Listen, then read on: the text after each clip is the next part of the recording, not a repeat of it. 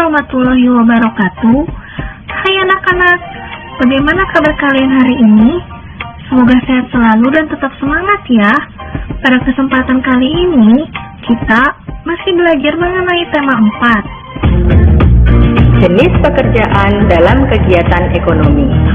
Pada pembelajaran yang telah lalu, kalian sudah belajar tentang kegiatan ekonomi. Menurut kalian, apa sih kegiatan ekonomi itu? Dalam kehidupan sehari-hari, kita tidak lepas dari yang namanya kegiatan ekonomi. Namun, tahukah kalian apa yang dimaksud dengan kegiatan ekonomi? Kegiatan ekonomi adalah kegiatan yang dilakukan untuk memenuhi kebutuhan hidup. Tujuan dari kegiatan ekonomi sendiri adalah sebagai sarana pemenuhan kebutuhan dan menghasilkan keuntungan bagi manusia. Manusia mengenal kegiatan ekonomi sebagai kegiatan produksi, distribusi, dan juga konsumsi. Kegiatan produksi. Kegiatan produksi adalah kegiatan yang bertujuan untuk menghasilkan dan menambah nilai guna dari barang ataupun jasa. Tujuan dari kegiatan produksi adalah menghasilkan barang ataupun jasa yang dapat memenuhi kebutuhan konsumen. Pelaku dari kegiatan produksi disebut dengan produsen. Teman-teman, salah satu contoh proses produksi adalah penjahit yang menjahit kain untuk dijadikan pakaian siap pakai. Kain ini termasuk ke dalam barang setengah jadi, karena kain terbuat dari benang yang berbahan baku kapas. Kegiatan distribusi. Distribusi adalah kegiatan menyalurkan barang dari pihak produsen kepada konsumen. Tujuannya adalah supaya barang atau jasa yang disalurkan dapat tersebar luas ke konsumen yang membutuhkan. Pelaku dalam kegiatan distribusi disebut sebagai distributor. Dalam kegiatan ekonomi, peran distribusi ini sangat penting, sehingga tercapai kesesuaian antara ketersediaan barang dengan kebutuhan konsumen. Pelaku distribusi akan menyalurkan barang produksi dari tempat yang jauh ke berbagai agen atau pengecer di pasar maupun toko-toko. Dengan demikian, barang produksi dapat secara luas tersebar di seluruh wilayah. Kegiatan distribusi mencakup pengangkutan barang, pengemasan barang, penjualan ke pedagang pasar dalam bentuk grosir, pembelian dari produsen, penyimpanan di gudang, dan lain sebagainya. Kegiatan konsumsi. Konsumsi adalah kegiatan menghabiskan atau mengurangi nilai guna barang untuk memenuhi kebutuhan. Tujuan dari kegiatan konsumsi adalah memenuhi kebutuhan umat manusia. Pelaku dari kegiatan konsumsi adalah konsumen. Contoh dari kegiatan konsumsi adalah penggunaan listrik sebagai sumber daya untuk menerangi rumah di malam hari, lalu pemenuhan kebutuhan makanan dan juga pakaian, dan lain sebagainya. Teman-teman, tadi kita sudah mempelajari alur dari kegiatan ekonomi. Namun, pernahkah teman-teman memikirkan bagaimana alur kegiatan ekonomi dari barang-barang yang kita gunakan sehari-hari? Nah, untuk itu, mari teman-teman simak skema kegiatan ekonomi. Nah, teh ini sebelum kita konsumsi dan kita dapatkan, pertama kali harus ditanam terlebih dahulu. Ditanamnya pastinya di perkebunan oleh petani teh. Nah, dari teh yang sudah ditanam oleh petani tersebut, kemudian akan dipanen untuk selanjutnya dibawa ke pabrik pengolahan teh. Nah, di pabrik pengolahan teh ini, teh akan diolah menjadi berbagai jenis. Misalnya, ada minuman teh siap saji, dan ada juga teh yang harus diseduh dulu baru akhirnya bisa dikonsumsi. Lalu, setelah proses produksinya selesai, teh-teh tersebut akan didistribusikan. Nah, setelah didistribusikan, teh tersebut akan dijual di swalayan ataupun pasar-pasar tradisional. Nah, setelah dijual di pasar-pasar tradisional, teh tersebut bisa kita beli untuk kemudian dikonsumsi. Pada setiap kegiatan ekonomi dari skema tersebut, ternyata melibatkan beberapa pekerjaan. Di antaranya adalah sebagai berikut. Yang pertama, pada kegiatan produksi yang terdapat di gambar 1 dan juga 2. Jenis pekerjaan yang termasuk dalam kegiatan produksi adalah petani teh dan juga buruh pabrik. Petani teh ini adalah pihak yang berperan sebagai pemanen teh, yang nantinya akan dibawa atau disalurkan ke pabrik teh. Nah, saat tiba di pabrik teh, buruh pabrik akan memproduksi teh yang kemudian akan dijadikan teh instan yang siap minum ataupun teh yang harus diseduh terlebih dahulu.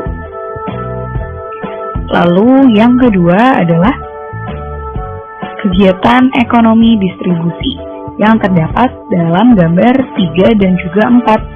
Jenis pekerjaan yang termasuk dalam distribusi adalah distributor teh dan juga pedagang teh. Distributor ini berperan sebagai pihak yang mendistribusikan atau menyalurkan teh ke berbagai wilayah.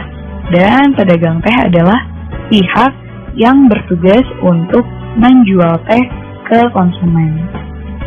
Yang ketiga adalah kegiatan konsumsi yang terdapat pada gambar 5.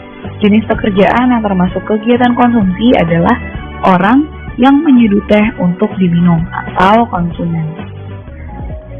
Apakah kalian masih ingat bunyi dari sila kedua Pancasila? Pintar. Sila kedua Pancasila berbunyi kemanusiaan yang adil dan beradab. Nah, Pak Warta mau tanya lagi. Apa kalian masih ingat? Apa lambang dari sila kedua ini? Oke, betul sekali. Lambang dari sila kedua Pancasila adalah rantai. Sekarang, mari kita perhatikan. Jika kita perhatikan secara seksama, rantai tersebut terdiri atas 2 jenis mata rantai yang berbeda. Yaitu, yang pertama, ada mata rantai yang berbentuk segi 4. Dan yang kedua, ada mata rantai yang berbentuk lingkaran. Mata rantai yang berbentuk segi 4 melambangkan laki-laki. Sedangkan mata rantai yang berbentuk lingkaran melambangkan perempuan. Maksudnya bagaimana ya? Mari kita simak berikut.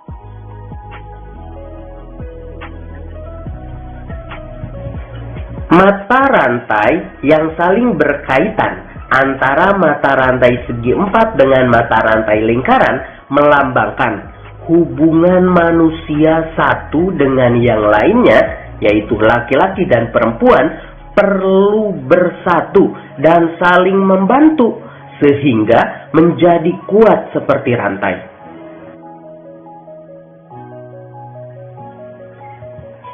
Sila kemanusiaan yang adil dan beradab memiliki makna sebagai berikut.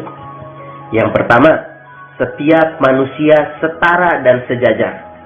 Tidak ada yang lebih tinggi derajatnya. Tidak ada yang disebut tuan dan budak, tetapi semua sama. Sehingga kita semua harus saling menghormati dan saling menghargai satu dengan yang lainnya. Kedua, beradab dalam rasa, pikiran, dan tindakan. Hal ini berarti kita harus berlaku sopan santun kepada siapa saja. Yang ketiga, anti penjajahan.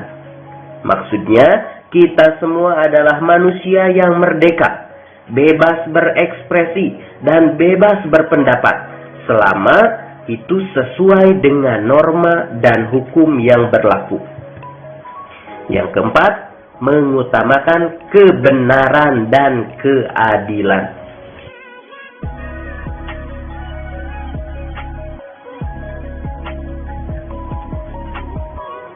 Sekarang, kita perhatikan contoh-contoh perilaku yang sesuai dengan sila kedua, yaitu kemanusiaan yang adil dan beradab. Kita mulai dari lingkungan sekolah. Yang pertama, menjunjung tinggi kesopanan dalam pergaulan antar teman di sekolah. Kemudian melaksanakan program sekolah berkaitan dengan usaha kemanusiaan.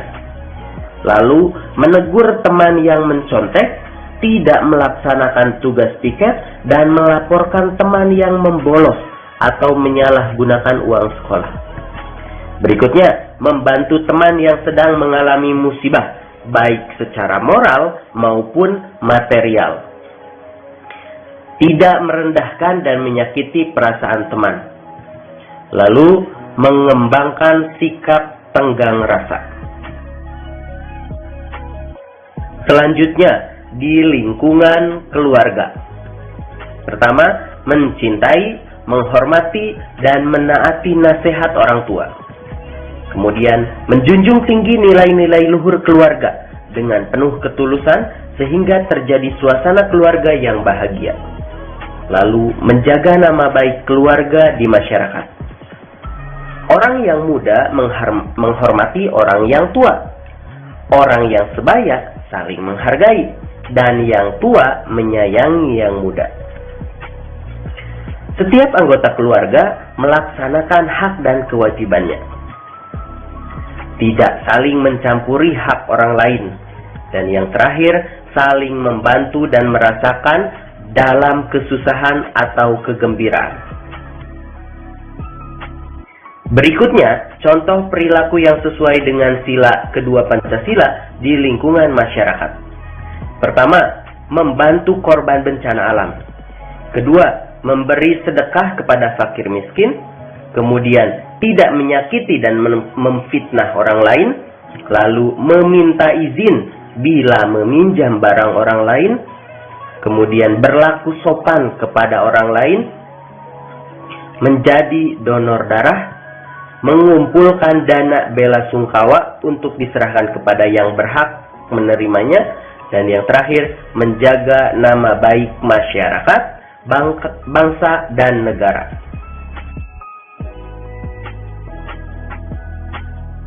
Untuk lebih jelas mengenai pengamalan sila kedua Pancasila dalam kehidupan sehari-hari, mari kita perhatikan contoh berikut ini. Dayu tidak mau sekolah. Dayu adalah temanku. Ia anak yang ramah. Meskipun lama tinggal di Jakarta, logat bahasa Dayu masih sangat kental dengan logat Bali. Hal itu membuat Dadu sering menertawakan Dayu. Dadu sering mengejek Dayu. Hal itu membuat Dayu sangat sedih. Ia menjadi tidak percaya diri untuk bicara di depan kelas. Ia takut ditertawakan Dadu. Hari ini, Dayu tidak mau masuk sekolah karena malu. Sekarang, kita jawab pertanyaan-pertanyaan berikut ini. Pertama, apa yang dilakukan Dadu terhadap Dayu? Jawabannya, Dadu mengejek dan menertawakan logat bicara Dayu. Kemudian yang kedua, bagaimana perasaan Dayu terhadap sikap Dadu? Pastinya Dayu merasa sedih karena diejek dan ditertawakan oleh Dadu. Setujukah kamu dengan apa yang dilakukan oleh Dadu? Siapa yang setuju? Sudah pasti tidak setuju. Karena kita tidak boleh mengejek dan menertawakan teman lain, apapun dan bagaimanapun keadaannya. Lalu, Apakah sikap yang dilakukan Dadu sesuai dengan sila kedua Pancasila? Mengejek orang lain artinya menganggap diri kita lebih baik daripada orang lain. Hal itu sangat bertentangan dengan sila kedua Pancasila, bahwa setiap orang setara. Ejekan Dadu sangat tidak beradab, dan tindakan Dadu pasti menyakiti perasaan Dayu. Unsur intrinsik cerita. Lalu, unsur ekstrinsik cerita. Kemudian, membaca cerita Batu Menangis. Unsur intrinsik cerita. Yuk diperhatikan.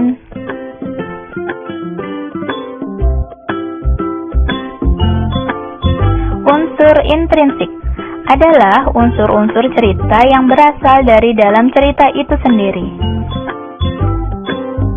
Unsur-unsur intrinsik cerita terdiri dari yang pertama, tokoh dan penokohan atau sifat tokoh. Yang kedua, latar. Yang ketiga, alur. Yang keempat, tema. Dan yang kelima, amanat.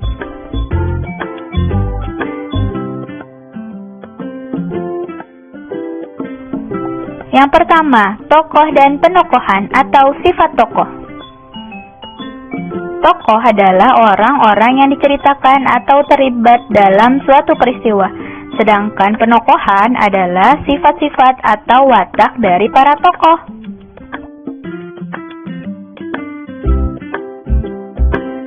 Berdasarkan penokohannya, tokoh dibedakan menjadi yaitu tokoh utama, tokoh pendukung, tokoh protagonis, dan tokoh antagonis.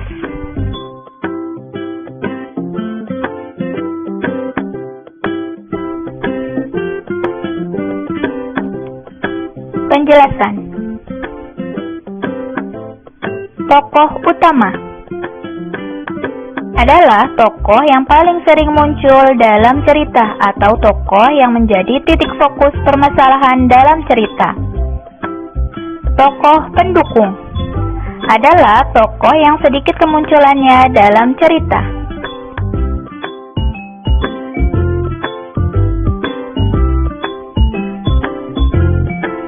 Tokoh protagonis adalah tokoh yang mendukung cerita. Tokoh jenis ini biasanya berwatak baik. Tokoh antagonis adalah tokoh yang menjadi penantang cerita. Tokoh jenis ini umumnya berwatak jahat. Yang kedua, latar. Latar adalah informasi mengenai waktu, suasana, dan tempat cerita tersebut terjadi.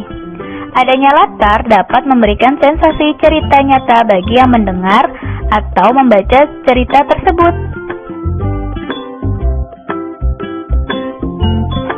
Yang ketiga, alur. Alur adalah urutan peristiwa yang membentuk cerita. Alur cerita terbagi menjadi yang pertama, bagian awal, pemaparan awal cerita. Yang kedua, bagian tengah, berisi konflik yang terjadi. Yang ketiga, bagian akhir, berisi penyelesaian konflik.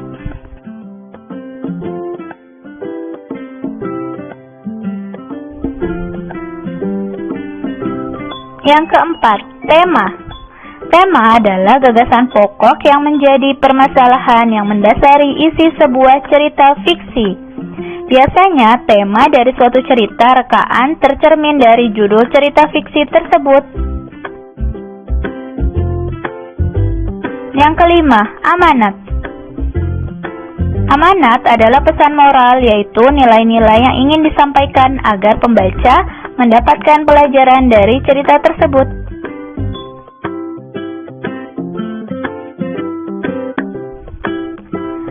Materi kedua, unsur ekstrinsik cerita.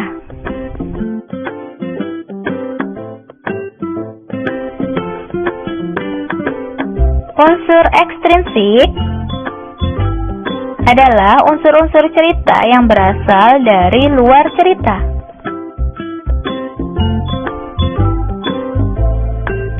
Unsur ekstrinsik.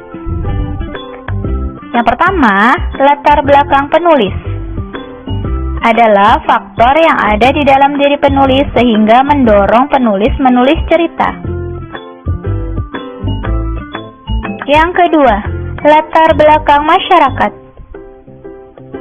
adalah kondisi masyarakat yang mendasari penulis dalam menulis cerita. Yang ketiga, nilai yang terkandung dalam cerita. Yang pertama, nilai agama. Yang kedua, nilai sosial. Yang ketiga, nilai moral. Yang keempat, nilai budaya.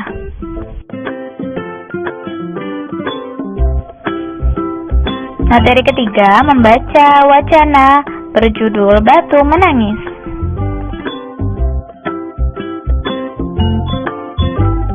Batu menangis.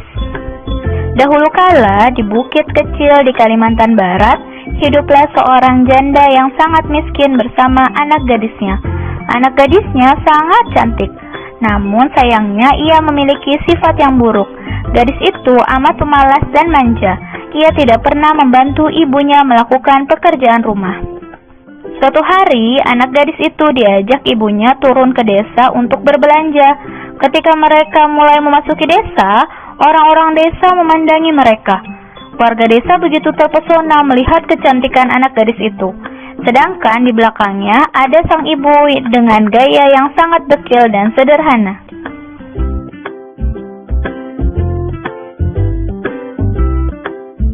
Di antara orang yang melihat itu, ada seorang mendekat dan bertanya kepada gadis itu. Hei gadis cantik, apakah yang berjalan di belakang itu ibumu? Namun, apa jawaban anak gadis itu? Bukan, katanya dengan angkuh. Ia adalah pembantuku. Begitulah setiap gadis itu bertemu dengan seseorang di sepanjang jalan yang menanyakan perihal ibunya. Selalu begitu jawabannya. Ibunya diperlakukan sebagai pembantu. Si ibu berdoa, "Ya Tuhan, hamba tak kuat menahan hinaan ini. Anak kandung hamba begitu teganya mempermalukan diri hamba. Ya Tuhan, hukumlah anak durhaka ini, hukumlah dia." Atas kekuasaan Tuhan yang Maha Esa, perlahan-lahan tubuh gadis durhaka itu berubah menjadi batu. "Oh ibu, ibu, ampunilah saya. Ampunilah kedurhakaan anakmu selama ini." Anak gadis itu terus meratap dan menangis memohon kepada ibunya. Akan tetapi semua telah terlambat. Seluruh tubuh gadis itu akhirnya berubah menjadi batu. Dikutip dari http://history.id, Legenda Batu Menangis Kalimantan Barat.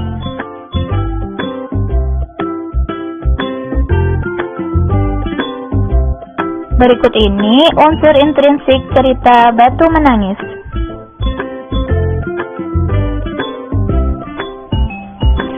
Yang pertama, judul Batu Menangis.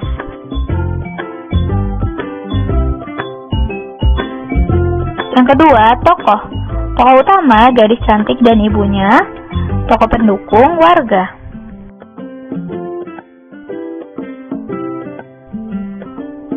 Yang ketiga, sifat tokoh. Gadis cantik sifatnya malas, manja, sombong, dan jahat. Ibunya baik dan sabar. Yang keempat, latar, yaitu bukit kecil di Kalimantan Barat dan desa.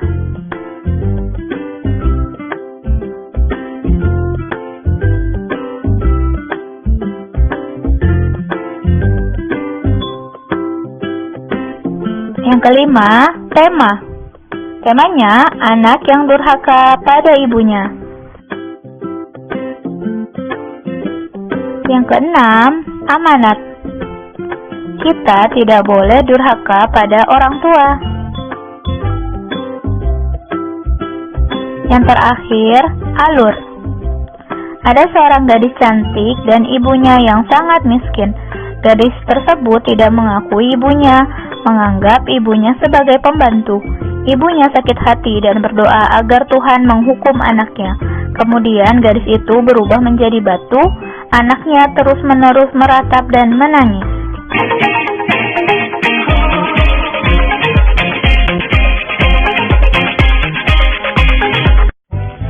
Perhatikan kalimat berikut ini.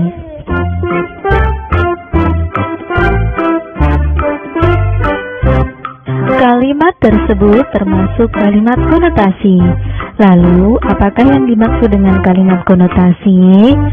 Kalimat konotasi adalah kalimat yang mengandung kata-kata yang memiliki makna bukan sebenarnya. Frasa menjemput bola berarti mendatangi masyarakat, tidak menunggu masyarakat mendatanginya, bukan berarti mengambil bola. Kebalikan dari kalimat konotasi adalah kalimat denotasi.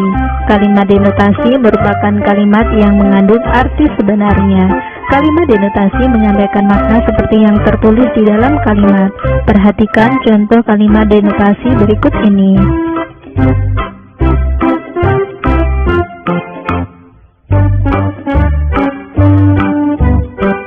Coba perhatikan kembali contoh kalimat konotasi dan denotasi berikut ini. Pada kedua kalimat tersebut terdapat frasa menjemput bola, namun memiliki arti yang berbeda. Perhatikan kalimat berikut.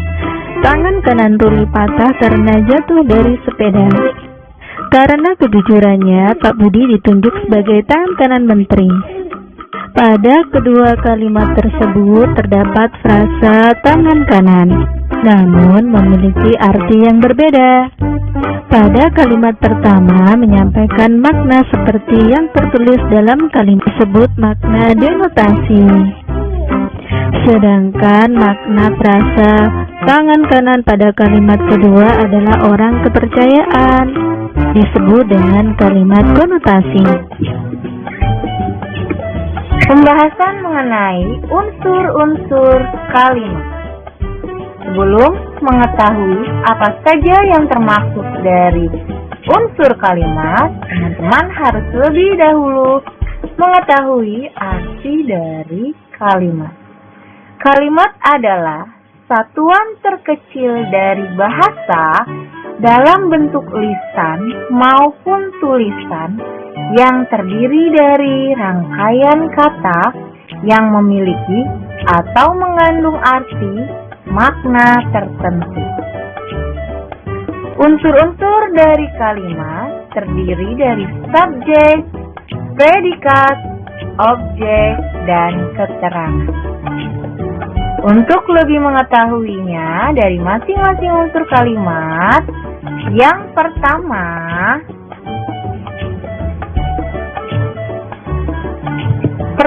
adalah subjek. Subjek merupakan pelaku atau orang yang melakukan suatu kegiatan. Subjek biasanya berupa kata benda seperti nama orang, hewan, tumbuhan, atau benda lainnya yang kita sebutkan dalam suatu kalimat, di mana subjek biasanya berada di awal kalimat. Unsur kalimat selanjutnya adalah predikat. Predikat merupakan unsur kalimat yang menyatakan kegiatan yang dilakukan oleh subjek. Contoh predikat berupa kata kerja seperti kata belajar, bermain, membaca, memasak, dan masih banyak lainnya yang teman-teman ketahui. Atau predikat juga bisa kata sifat seperti rajin, belajar, cantik, manis, dan banyak lainnya. Ataupun predikat juga bisa merupakan kata benda, yaitu guru, murid, polisi, dokter, dan lain sebagainya. Setelah predikat, unsur kalimat selanjutnya adalah objek. Objek, suatu unsur kalimat, yaitu sesuatu yang dikenai tindakan oleh subjek. Objek berupa kata benda seperti ibu, pakaian, harimau, seragam, dan lain sebagainya. Unsur kalimat yang terakhir adalah keterangan. Keterangan dalam kalimat menjelaskan bagaimana, di mana, kapan peristiwa terjadi dalam suatu kalimat. Pada unsur kalimat, keterangan terdiri dari keterangan tempat, keterangan cara, keterangan tujuan, alat, waktu, dan penyertaan. Supaya teman-teman ingin lebih mengetahui dan memahami mengenai keterangan, kita simak lagi pembahasan mengenai unsur kalimat dari keterangan. Keterangan dalam kalimat terdiri dari keterangan tempat yang menyatakan suatu tempat dalam sebuah kalimat, seperti di rumah, di sekolah, ke supermarket, dari Jakarta. Selanjutnya adalah keterangan cara. Contohnya seperti dengan cepat, dengan serius, dengan bersemangat. Lalu ada keterangan tujuan yang menyatakan suatu tujuan dari sebuah kalimat. Misalnya, agar naik kelas, supaya bersih, agar sehat. Biasanya memakai kata supaya atau agar. Lalu ada keterangan alat yang menyatakan suatu alat yang digunakan dalam sebuah kalimat. Contohnya menggunakan pensil warna, mengendarai mobil, menggunakan skop. Lalu ada juga keterangan waktu yang menyatakan peristiwa terjadinya seperti pagi hari, setiap hari, pada hari Minggu, dan banyak lainnya. Dan juga terakhir, keterangan penyerta seperti bersama ibu, dengan ayah, dan ditemani adik, atau banyak lainnya. Untuk lebih memahami, kita lihat contoh dari kalimat berdasarkan dengan pola atau unsur kalimat.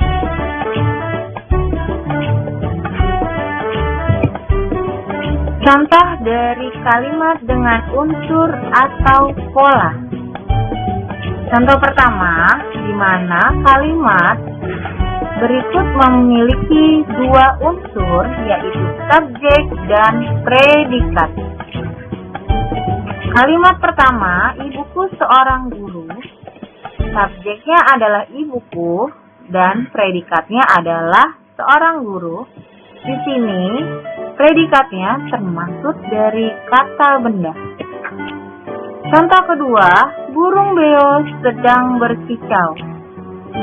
Subjeknya adalah burung beo dan predikatnya yaitu sedang berkicau, di mana predikatnya termasuk kata kerja. Dan kalimat yang ketiga, kelinciku sangat manis. Subjeknya adalah kelinciku dan sangat manis merupakan predikat yang termaksud kata sifat. Nah, teman-teman, semua subjek dalam ketiga contoh kalimat terdapat di awal kalimat.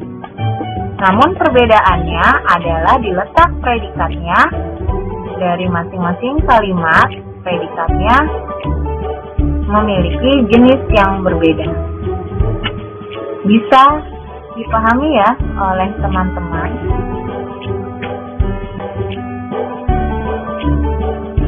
Contoh kalimat yang kedua, di mana kalimat berikut memiliki tiga unsur pola atau tiga unsur kalimat, terdiri dari subjek, predikat, dan objek. Contoh yang pertama, Adi membaca buku cerita. Adi adalah subjek. Predikatnya yaitu membaca dan buku cerita yang dikenai tindakan oleh predikat, yaitu buku cerita yang termasuk dari objek.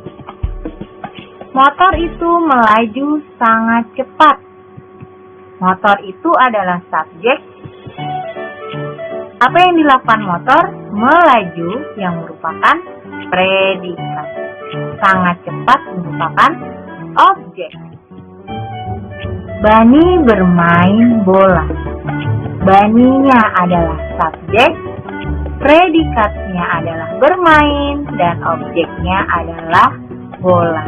Nah, ingat teman-teman, biasanya unsur kalimat yang berpola SPO, subjek, predikat, objek, biasanya predikatnya berupa kata kerja. Ketiga adalah kalimat yang memiliki 3 unsur, yakni subjek, predikat, dan keterangan. Seperti apa contohnya? Pertama, Pak Jaya melukis menggunakan cat air. Siapa subjeknya? Subjeknya adalah Pak Jaya. Dan apa yang dilakukan Pak Jaya adalah melukis, yang merupakan predikat. Kata kerjanya adalah melukis. Nah, menggunakan cat air termasuk dari keterangan, namun keterangan apa? Keterangan alam. Contoh kedua, kakak bersepeda bersama ayah.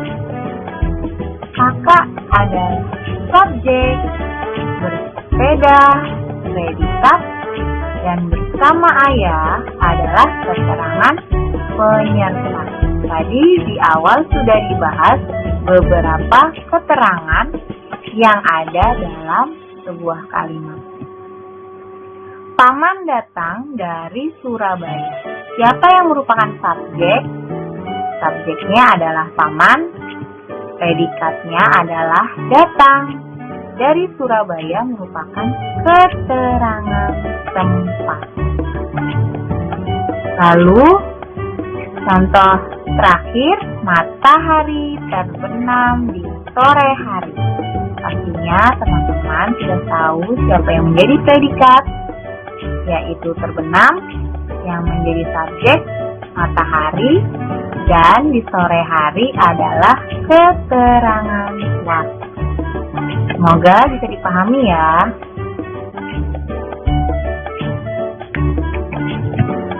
Contoh terakhir adalah kalimat yang memiliki unsur yang lengkap, yaitu terdiri dari subjek, predikat, objek, dan keterangan.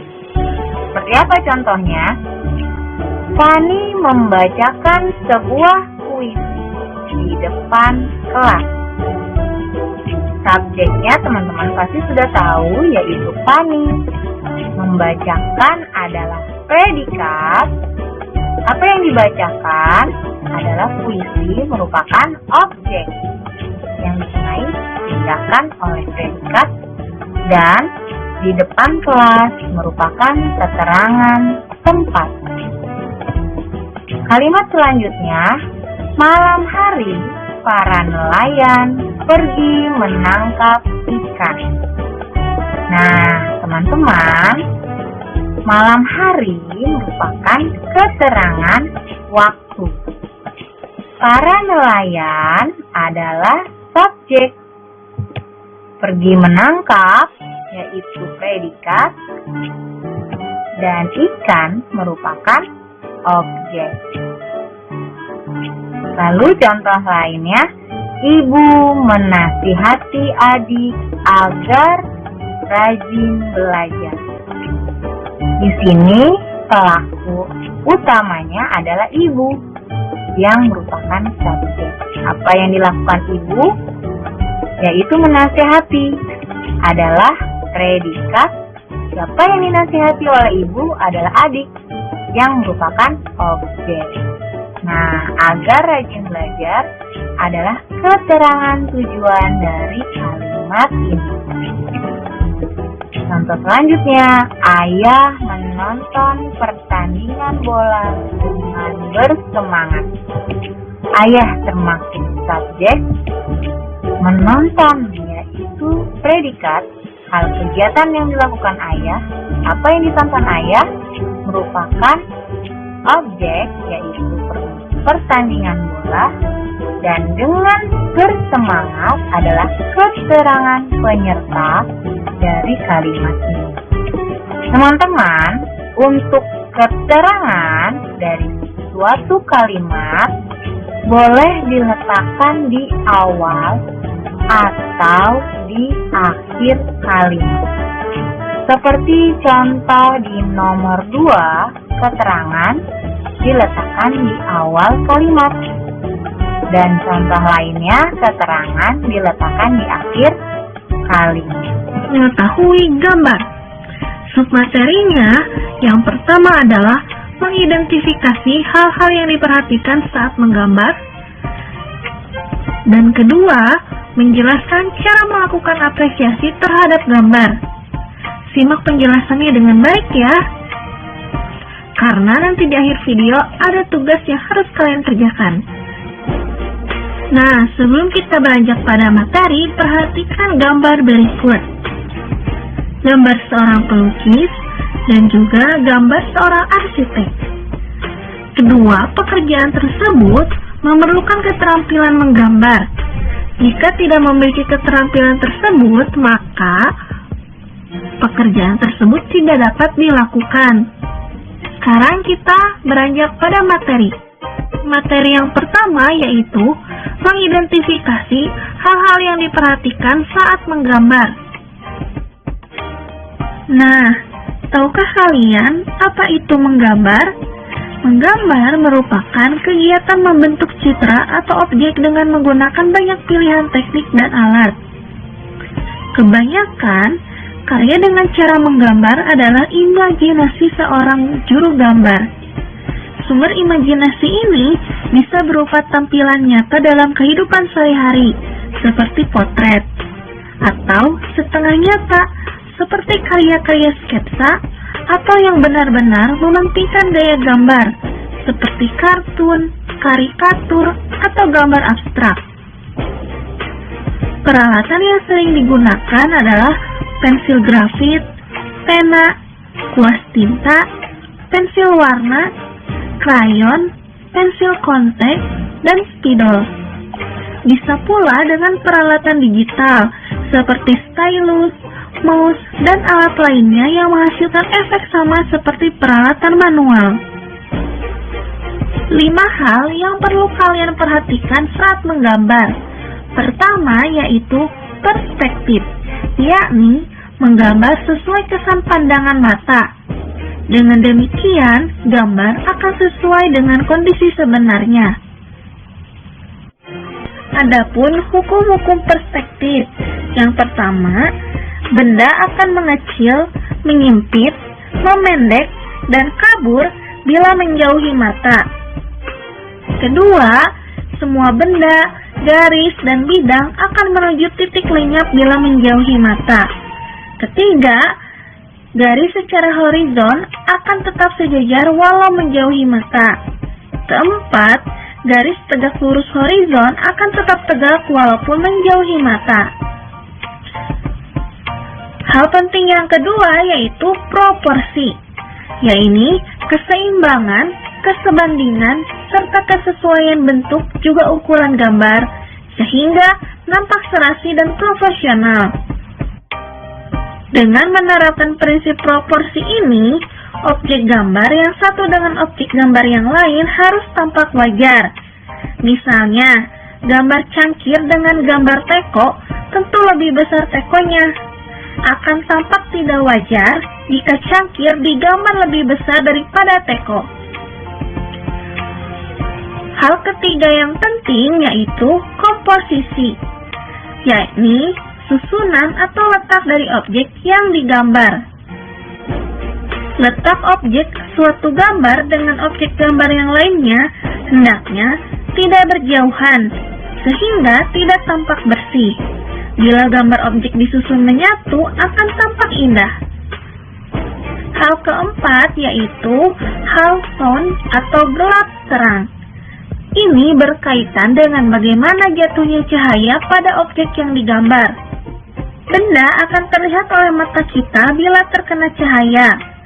Bagian benda yang terkena cahaya akan tampak terang.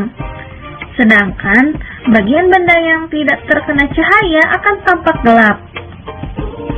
Dalam menggambar bentuk, agar terlihat realistis atau seperti 3 dimensi, hendaknya memperhatikan nada gelap terang. Hal penting kelima yaitu bayang-bayang. Ini berkaitan dengan keberadaan bayang-bayang pada objek yang kemudian akan memunculkan kesan 3 dimensi yang membuat gambar menjadi lebih hidup. Benda yang terkena sinar matahari Benda yang terkena sinar akan menghasilkan bayang-bayang. Bayang-bayang itu jatuh tidak jauh dari benda yang terkena cahaya. Dalam menggambar bentuk, peranan bayang-bayang akan menentukan terciptanya kesan 3 dimensi. Oleh karena itu, bayang-bayang meskipun agak samar-samar harus ada. Materi yang kedua yaitu menjelaskan cara melakukan apresiasi terhadap seni. Tahukah kalian apa itu apresiasi seni? Apresiasi seni adalah menilai atau memberikan penghargaan terhadap karya seni tersebut. Karena di dalam karya seni terkandung unsur keindahan yang dapat dinikmati oleh kita. Lalu, bagaimana cara melakukan apresiasi terhadap seni?